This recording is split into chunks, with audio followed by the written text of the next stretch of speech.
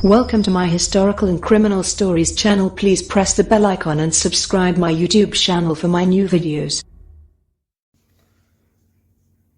नमस्कार, प्रणाम। Historical and criminal story में एक बार फिर आप लोग का स्वागत है। आज मैं फिर एक बार आप लोग के लिए नया अपराध, नया तरीका और नया घटना आप लोग के सामने मैं एक कहानी लेके आया हूँ। आज का घटना हमारे भारत के दक्षिणी प्रदेश यानी केरल से, केरल के आंचल से। केरल के आंचल में 7 मई 2020 को वहाँ का हॉस्पिटल से डॉक्टर पुलिस को कॉल करता है कि एक पेशेंट आया था जो कि पहले ही से मरा हुआ था और मुझे शंका है कि ये नेचुरल डेथ नहीं है, इसको आप जांच कर लीजिए और इसमें क्या है आप थोड़ा देख लीजिए। पुलिस आई और उस केस को खोला और खोलने का कोशिश किया, लेकिन सबसे पहले हम चलते हैं कि आखिर माजरा क्या था। केरल के आंचल का 25 वर्षीय युवती जिसका नाम उत्तरा था, उसके माँ बाप काफ़ी पैसे वाले लोग थे, लेदर का उन लोगों का बिजनेस था और सारा बहुत बिजनेस था। तो उन लोगों ने एक आजकल ट्रेंड में चला हुआ है शादी का जो ये साइट है, बहुत सारा जो मैट्रिमोनियल साइट है उस पर उन लोगों ने इश्तिहार छपवाई, इश्तिहार। और इसी बीच एक सूरज नाम का लड़का जो बैंक में एक कर्मचारी था, बैंक का एम्प्लॉय था, उसने उसको पसंद किया और दोनों परिवार के बीच बात हुआ। दोनों लड़का लड़के मिले, लड़का और लड़की, और दोनों ने एक दूसरे को पसंद करके और शादी के लिए हाँ भर दी। लेकिन सूरज का स्टेटस और लड़की के स्टेटस में बहुत अंतर था। लड़की बहुत पैसे वाले घर की थी और सूरज थोड़ा कम था। फिर भी शादी 2019 में ये शादी हो गया। 1 साल के बाद एक लड़का हुआ और जब लड़का हुआ उसके बाद सूरज थोड़ा बदलने लगा, यानी अपने पत्नी से रिश्ता कुछ ठीक नहीं चल रहा था। चूंकि उत्तरा जो उसकी पत्नी थी वो पूरी तरह से नॉर्मल नहीं थी। जैसे एक बीमारी होता है भूलने का या कुछ याद नहीं रह पाना या याद नहीं कर पाना, तो उसके घर वाले उसके एवज में प्रति माह 20,000 रुपया 20,000 ये सूरज को दिया करते थे ताकि हमारी लड़की का आप इलाज कर सको, क्योंकि वो लोग बहुत पैसे वाले थे। इसी तरह सूरज की दिनचर्या चल रही थी, लेकिन सूरज के मन में कुछ लालच समा गया, यानी वो लालची व्यक्ति था। उसके शादी में कार, बहुत सारा सोना, उसकी बीवी के नाम से कई लाखों का LIC, आप समझ सकते हैं, बैंक में बहुत सारा फिक्स डिपॉजिट, ये सारा चीज उसके ससुराल से ही मिला हुआ था। सूरज सोचा कि बीवी थोड़ा नॉर्मल नहीं है, क्यों नहीं इसको मैं मार दूं, और ये जितना प्रॉपर्टी हमें मिला है, ये कार जो इसके नाम से है, जो इसके जीते जी हमारा नहीं हो सकता है, लेकिन मर जाएगी तो सब दौलत हमारा हो जाएगा। यही सोच के सूरज ने उसको मारने का प्लान बनाया और वो इंटरनेट पे बैठा, दिनों दिन इंटरनेट पे बैठा रहा, ढूंढते रहा कि आखिर इसको कैसे मारे कि ये पुलिस केस ना हो, ये नॉर्मली मर भी जाए और हमारा नाम भी ना आए और पता भी ना लगे। इसी तरह उसको एक आइडिया आया कि केरल में सबसे ज़्यादा स्नेक पाए जाते हैं और केरल में सबसे ज़्यादा लोग स्नेक बाइट से मारे जाते हैं। ये केरल की एक आम चीज़ है, वो जनरली है कि सांप काट लिया, मर गया, कोबरा निकला, बहुत सांप होते हैं। ऐसे तो पूरे भारत में प्रति साल 45,000 यानी 45,000 लोग स्नेक बाइट से मारे जाते हैं। लेकिन केरला के लिए बहुत आम बात है कि वहां के लोगों को सांप काट दिया। और स्नेक बाइट पे उसने पूरी तरह से रिसर्च किया, इंटरनेट से देखा, और फिर उसने ये सोचा कि सबसे अच्छा प्लान यही है कि अपनी बीवी को मैं स्नेक बाइट करवा के उसको मरवा दूं। लेकिन ये करे कैसे? प्लान तो पूरा इसने बना लिया। उसके बाद वहां के एक सुरेश नामक जो स्नेक का हैंडलर था, सपेरा जिसको हम लोग बोलते हैं, उससे जाके कांटेक्ट किया और बताया कि हमको एक स्नेक यानी सर्प यानी सांप चाहिए हमको। और ऐसे भारत में सांप को पकड़ के बेचना ये इनलीगल काम है, लीगल नहीं है। लेकिन इस पे कौन ध्यान दे रहा है इतना। फिर सुरेश ने उसको 10,000 में एक सांप दे दिया और वो बताया कि हमको एक ऐसा जहरीला सांप दीजिए जिसके बाइट से आदमी मर सके।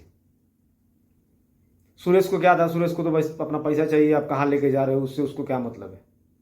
लेकिन चूंकि ये बैंक का कर्मचारी था, 1-2 दिन सुरेश ने इसको हैंडलिंग करना सिखाया कि सांप को कैसे पकड़ना है, कैसे उसको जार में बंद करना है, कैसे आपको निकालना है ताकि कहीं हो ना सके आप ही को काट ले। इस प्रकार से ये सांप को वहां से लेके आता है सूरज।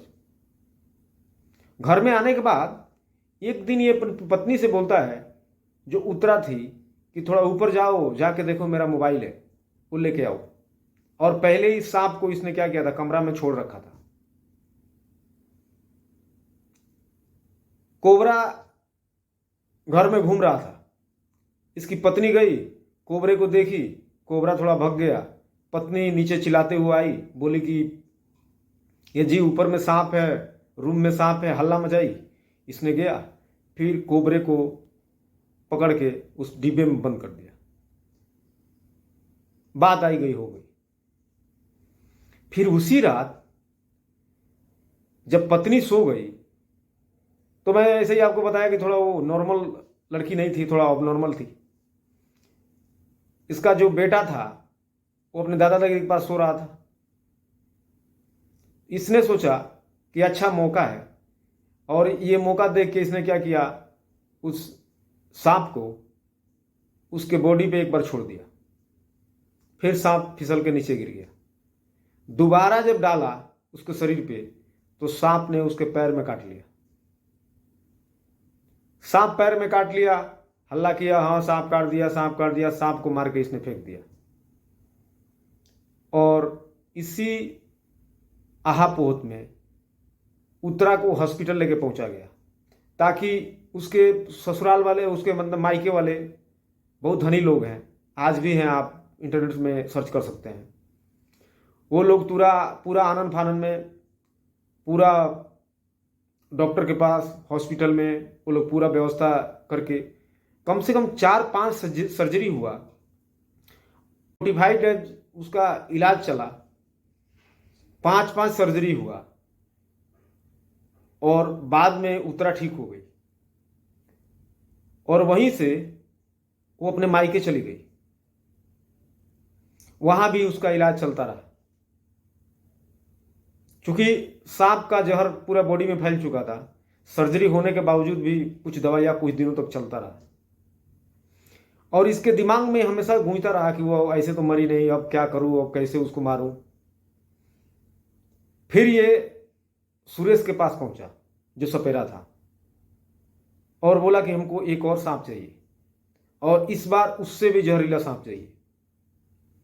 फिर सुरेश को क्या था, उसको तो पैसा चाहिए था। सुरेश बोला ठीक है, अभी जो मैं आपको सांप दूंगा उसका 15,000 रुपये चाहिए, 15,000।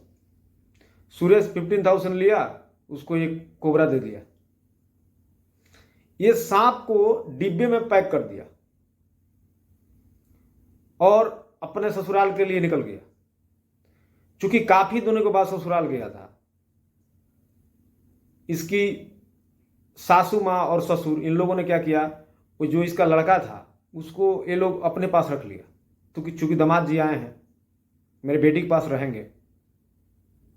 और फाइनली ये लोग एक कमरे में सोने के लिए चले गए, जो उत्तरा थी वो और इनके पति जो सूरज। और इसका मारने का प्लान का एक हिस्सा था। इसने क्या किया था, पहले ही उधर से जूस लेके आया था और जूस में 3 4 5 नींद की गोलियां मिलाकर रखी थी। और स्नेक जो डब्बा में था वो तो था ही, जो जार में रखा था इसने। पहले ही जूस में खाना खाने के बाद जूस में वो नींद की गोलियां डाल के और उसको पिला दिया। वो सो गई। सोने के बाद इसने सर्प को निकाला, उसके शरीर पर डाल दिया। 1 बार डाला, 2 बार डाला, तीसरा बार भी डाला, सर्प उसको नहीं काटा और नीचे गिर गया। फिर सुरेश से इसने बराबर सीखा हुआ था कि कैसे सांप को पकड़ना है, कैसे उसको जार में बंद करना है। फिर इसने क्या किया, सोई हुई पत्नी को सांप को गले से पकड़ा, गला दबाया, सांप गुस्सा हो गया और पकड़ के फाइनली उत्तरा के हाथों में कटवा दिया, यानी डंक मरवा दिया, यानी सांप से बाइट करवा दिया। उत्तरा तो नींद की गोली 4-5 दे चुका था, तो उसको क्या पता, वो तो सो रही थी। और फिर उसी के पास से सो गया और सांप को मार के उसी जार में बंद करके वहीं पे अपने बैग में रख दिया। सोने के बाद काफी टाइम तक सुबह ये लोग नहीं उठा, 7-8 बज गया। इनकी जो सास थी यानी उत्तरा की मां, वो आई, दरवाजा खटखटाई और खोलने के बाद देखी तो ये सो रहे थे। अपनी बेटी को देखी तो वो तो बिल्कुल सो रही है, वो तो उठ ही नहीं पा रही है। इन्होंने पूछा कि तुम रात में देखा नहीं कि इसको क्या हुआ है, ये क्यों नहीं उठ रही है। उसने बोला कि नहीं, अभी अभी इसका तबीयत खराब था, अभी सांप बाइट किया था तो इसका हॉस्पिटल में दवा चल रहा था, मैं सोचा कि क्यों मैं इसको जगाऊं, ये सो रही तो सोने दिया। इन लोगों ने तुरंत उस लड़की को, चूंकि बड़ा पार्टी थे लोग, पैसा वाले, तुरंत उस लड़की को उठाया और हॉस्पिटल में लेके गए। डॉक्टर देखते ही उसको मृत घोषित कर दिया और बताया तो बहुत पहले की मर चुकी है। चूंकि इन लोगों को ये सूरज पे शंका भी हो गया था, इसलिए कि जो 45 डेज जो हॉस्पिटल में थी ये बराबर देख रेख भी नहीं कर रहा था। और पहले भी लड़की बता चुकी थी कि चूंकि पहले से बहुत इसमें बदलाव आ गया है। चूंकि केरल में सांप हमेशा निकलते रहते हैं, तो सांप का तो शंका था ही कि सांप काट सकता है, लेकिन जो दरवाजा था वो मतलब फर्श से इतना चपक के लगा हुआ था, मतलब फर्श और दरवाजे के बीच में बिल्कुल गैप नहीं था, तो दरवाजे से सांप आने की संभावना ही नहीं होती। तो इन लोगों को पहले से थोड़ा शक था। और जब डॉक्टर ने बराबर चेक किया तो उनको मालूम है सांप काटने की जगह पे हाथ में सूजन आया हो जाता है। तो जब डॉक्टरों ने देखा तो वहां पे देखा कि यार यहाँ पे तो सांप काटा हुआ है, इस डंक का निशान दिख रहा है। तो डॉक्टरों ने 7 मई यानी मार्च में एक अटेम्प्ट किया था मारने के लिए, और फिर 7 मई को फाइनली उसको सांप से कटवा के मार ही दिया। फिर 7 मई को डॉक्टरों ने जब उसका पोस्टमार्टम किया तो पोस्टमार्टम में बताया कि सांप के काटने से तो ये मरी है, जहर से मरी है, लेकिन मरने से पहले ये नशा में थी। यानी कोई ये नशा इसके अंदर था, जो कोई नशा की गोली हो सकती है या कोई केमिकल इसको पिलाया गया है नशे वाला। ये बात सुनते ही घर वालों को और शक हो गया। और पुलिस जब उस कमरे की छानबीन की जिस कमरे में उत्तरा की मौत हुई थी, तो पुलिस ने पाया कि एक जार में मरा हुआ सांप पड़ा हुआ है। क्योंकि ये इसको सूरज को इतना संदेह नहीं था कि पुलिस ये रूम तक आ सकती है, इसलिए कि पहले ही अटेम्प्ट कर चुका था और परिवार वाले और किसी को भी विश्वास नहीं हुआ था कि सांप ने नहीं काटा होगा। तो इसने सोचा कि सांप काटा होगा बोल के लाश का अंतिम संस्कार हो जाएगा, फिर मैं आएगा आराम से अपना बैग उठाएगा घर निकल जाएगा। लेकिन पुलिस ने जब कमरे का जांच किया तो पता लगा कि जार में बॉक्स में एक सांप बंद करके रखा है जो इसका बैग में पड़ा हुआ है। तब पुलिस का कान खड़ा हुआ और इससे सवाल पूछना चालू किया कि ठीक है, सांप अंदर था, सांप को आपने मार के जार में बंद कर दिया है, जार को बराबर रिकवर किया गया, फिंगरप्रिंट के लिए इसका चेक किया गया, इसका फिंगर मैच कर रहा था। फिर पुलिस ने पूछा कि ठीक है, सांप को आप मार दिया, किसी को बताया भी नहीं, रात में एक ही पास पत्नी के पास आप सोए होंगे, आपको पता भी नहीं है कि पत्नी क्यों नहीं उठ रही है, क्यों नहीं इसका बॉडी में कुछ एक्टिविटी हो रहा है, और आप ही के साथ आज ये खाना खाइए। तो फिर बिसरा रिपोर्ट से हो रहा है कि ये खाने के पहले ये बेसुध थी, मतलब ये नशा में थी मरने के पहले। बाद में पुलिस ने जब उसका लैपटॉप और मोबाइल से जब पूरा उसका डेटा चेक किया तो पता लगा कि ये 4-5 महीने पहले से ही मरने का बहुत सारा ढेर सारा उपाय ढूंढ रहा था और स्नेक बाइट पे रिसर्च कर रहा था। वो भी मिल गया पुलिस को, शक और गहरा हो गया। जब इसको मोबाइल को पूरी तरह से चेक किया गया तो पता लगा कि एक सुरेश नाम का जो सपेरा काफी फेमस है, आप यूट्यूब पे देख सकते हो उसको, उससे एक कांटेक्ट में था। अब मसला ये होता है कि किसी की पत्नी को सांप 2-2 बार काट लिया। सांप आप लैपटॉप पे कैसे कटवा के मरवाना है आप रिसर्च कर रहे हैं पर डे, और बीवी को सांप काट लिया, बीवी मर गई। दूसरा, उस रूम में सांप का घुसने का कहीं से भी जगह भी नहीं है। ये सारी शंकाएं, फिर सुरेश को बुलाया गया जो सपेरा था। सुरेश आते ही बताया कि हाँ ये मेरे से सांप खरीदा है, और ये भी सांप ये तो मैं ही दिया हूं सांप। क्योंकि सांप बहुत मोटा लग रहा था और भाई बहुत खाया पिया था, तो वो 15,000 में उसने दिया था और उसको पूरा नॉलेज था कि हाँ ये ही मैं सांप दिया हूं।